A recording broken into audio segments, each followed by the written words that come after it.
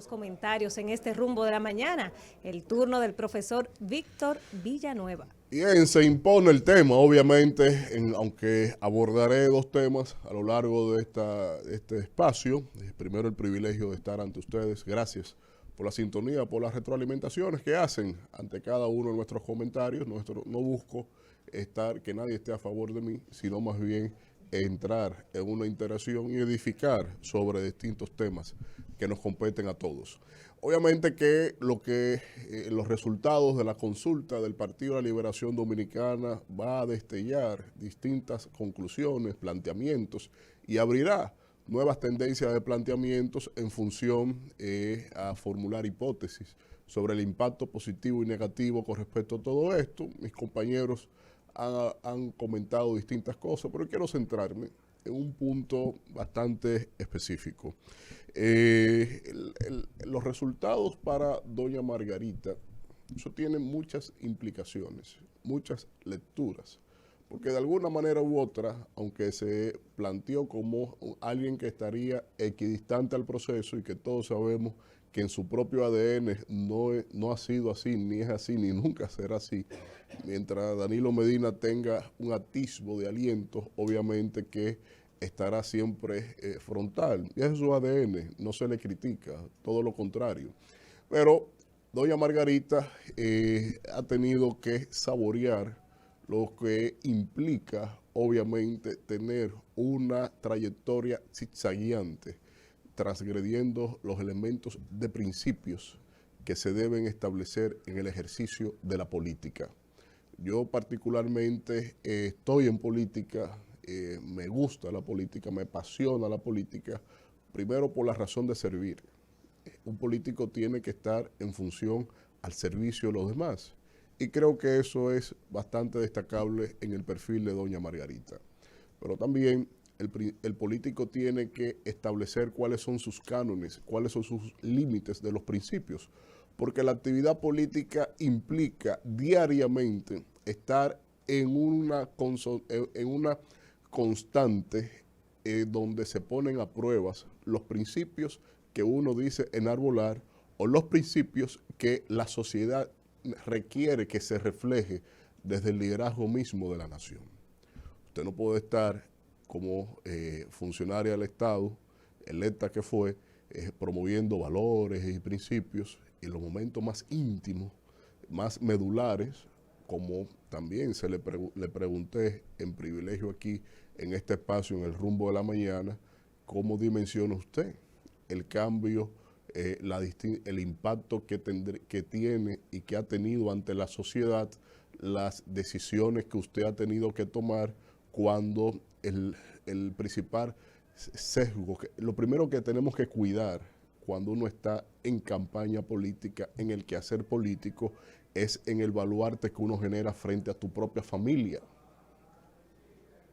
Usted puede hacer lo que sea la decisión política, pero subrogar lo que es la familia a lo que es las decisiones coyunturales de política, eso obviamente que genera unas atracciones bastante específicas ahí.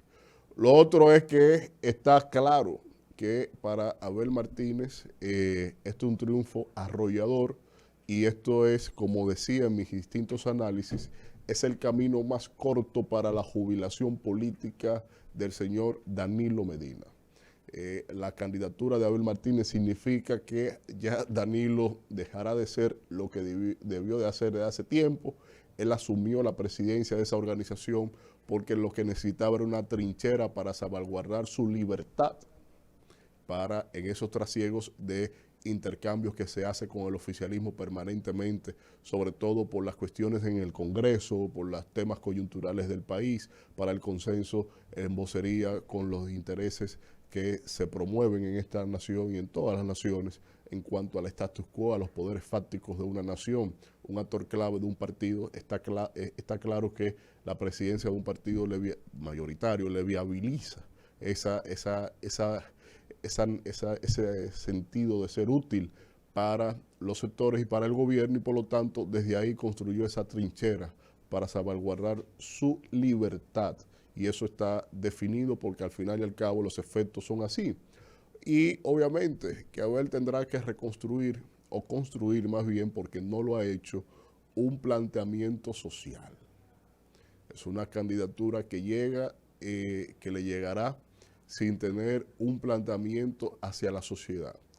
Una etapa es al significado, a lo interno de tu organización política, y la otra etapa es en función a la construcción de mayorías mediante mensajes de campaña, planteamientos sociales, económicos, de visión y desarrollo de una nación que obviamente hasta el momento no ha sido esbozado en ningún escenario por parte del señor Abel Martínez, y que eso le corresponderá trabajar a lo largo de su campaña. Como segundo tema, quiero, para partir precisamente el comentario a partir de ahora, el segundo tema que quiero abordar es el hecho de Haití. Hemos visto cómo durante los días pasados llegaron unas tranquetas blindadas a Haití por parte de Estados Unidos, de Canadá, que el gobierno haitiano compró 18 millones de dólares en vehículos blindados, y que otra parte llegó en cooperación por parte de Canadá. ¿Qué es eso? Al final y al cabo, el problema haitiano, eso es como tratar como están tratando en Ucrania la situación que tiene en Haití, como que es la misma cosa. Tenga los instrumentos y sea usted el que defina ahí cómo resolver.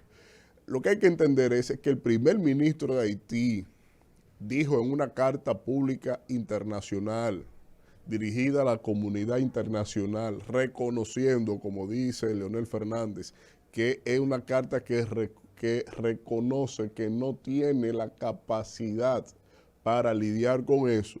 ¿Cómo es que usted le va a dar los equipos? Toma, enfréntate tú. Como que el problema es de eso, es un problema medular. El día de hoy el Consejo de Seguridad de las Naciones Unidas, sobre todo, va a conocer un proyecto de resolución redactado por los Estados Unidos, que es un país permanente de este organismo de la ONU, y que va a atender, o estará ya atendiendo a esta hora, el tema de la situación de Haití para también discutir la petición que hizo el secretario general Antonio Guterres para que esta organización, este órgano, que acorde al capítulo 5 y 7 de la Carta de las Naciones Unidas, tiene la capacidad de establecer distintos mecanismos de imposición de la paz o establecimiento de la paz a través de operaciones militares definidas por lo que está denominado como un Consejo de Estado Mayor dentro de la propia Carta de las Naciones Unidas, que es la composición y la participación de los ministros de defensa de los 15 países que conforman este órgano. Entonces, desde aquí se tiene que definir el tipo de misión que tiene que ir hacia el territorio haitiano. ¿Por qué el tipo de misión? Porque hay distintas misiones que se pueden configurar en lo que es el mandato expreso que puede establecer el Consejo de Seguridad de las Naciones Unidas. No es lo mismo una misión de observación como una misión de establecimiento de la paz, que hay alguna convulsión social, y otra es que implica la imposición de la paz donde esta no existe.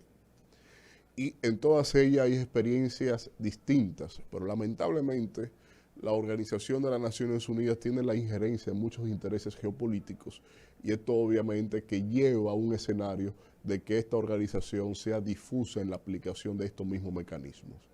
Yo no creo que estableciendo una misión de paz en Haití tendremos resultados distintos cuando ya esto de por sí ya estaba establecido en la MINUSTAH anterior, que era una misión para la estabilización de la paz, porque el Consejo de Seguridad se queda netamente en establecer una misión y no entra en los elementos medulares de la sociedad. ¿Y a qué me refiero? Aquí se tiene una sociedad que duró 13 años una misión de la ONU ahí y no resolvió nada. Violaciones, hasta el cólera nos trajeron a la isla otra vez. Y nadie atendió. Esos organismos internacionales, que son los que más vanaglorian por Haití, se llevaron siempre el presupuesto, porque cuando usted escucha que dicen 100 millones de dólares en donación para Haití, sí, claro, 60 vienen en equipo, 30 se va en salario y 10 en liquidez para distribuirlo en 3 ONG que ellos mismos se autodefinen. Y al final el dinero que llega al pueblo es nada. Está mitigado, está condicionado. Y por eso, con los miles de millones de dólares que entraron a Haití para el restablecimiento después del terremoto, eso nunca tuvo efecto en la población. Todavía hay escombros en las calles. Y eso tiene una sola explicación. Haití es el país que per cápitamente tiene más ONGs del mundo, más que la India. Oigan el dato. Y sobre esa base, eso es un apandillamiento sustentado por los organismos internacionales que financian a la mayoría de esas ONG. Y no es verdad que si no hay un establecimiento de un nuevo orden para lo que es la sociedad haitiana y que ellos también la acepten y así lleguen al consenso, no es verdad que ninguna misión va a resolver absolutamente nada. Por eso yo insisto en que nosotros tenemos que resguardar nuestra integridad territorial y migratoria. Aquí con helicóptero no vamos a resolver eso. Aquí tenemos que establecer desde por sí ya un derecho internacional humanitario de categoría dominicana. Un derecho dominicano humanitario. Porque estaremos viendo cómo normas del ius cogens estarán en contra de los lineamientos de lo que supone la integridad de nuestra soberanía. Y si el Estado tiene que actuar, imagínese usted, un efectivo militar dominicano, ¿qué va a hacer con una ametralladora, con un grupo de gente con lo que está huyendo de un conflicto de aquel lado? No va a hacer nada, la ametralladora no le va a servir para nada, porque podemos entonces caer en transgresiones del derecho internacional, y ahí sí es verdad que estaremos nosotros, que somos los afectados, que quedaremos como los condenados. Entonces tenemos que plantearnos qué es lo que vamos a hacer, que todavía no ha entrado el debate, el liderazgo político no ha entrado el debate, y para que ustedes vean cómo siempre he dicho que es un gobierno de posturas. El presidente nos dijo que iba a llamar a un diálogo para un plan nacional de migración.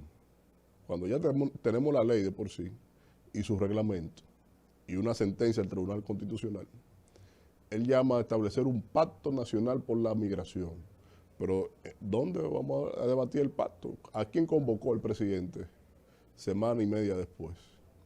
Entonces, es lamentable, pero tenemos que establecer un orden claro con respecto al tema haitiano, porque es un desafío que tendremos que tener a lo largo de todos estos días.